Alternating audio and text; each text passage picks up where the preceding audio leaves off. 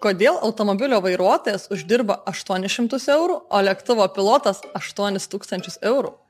Vairuotojų galima įsidarbinti vos išlaikius automobilio teisės. Nieko daug papildomai išmokti nebūtina. Siūlomas atlyginimas Lietuvoje yra nuo 800 eurų per mėnesį.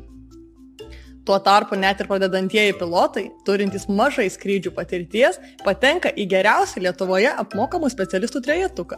2018 m. Sodros duomenimis piloto atlyginimas siekia vidutiniškai 4033 eurus. Patyrusių pilotų dirbančių aukštesnėje pozicijoje atlygis dar didesnis. Nuosekliai dirbant kapitonu galima tapti per 5 metus.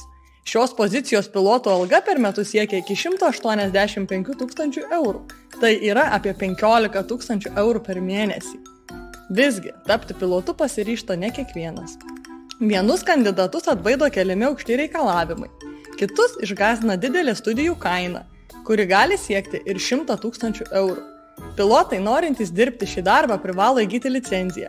Tam reikia įgyti daug žinių ir įgūdžių, kurias būtina nuolat atnaujinti. Pilotai kas pusmetį grįžta į mokymų centrą pasikartoti savo žinių ir įgūdžių pakartotiniuose kursuose. Norint tapti pilotu, reikia ne tik atitikti formalius reikalavimus, bet ir įrodyti, kad turi tinkamų gebėjimų šiai profesijai.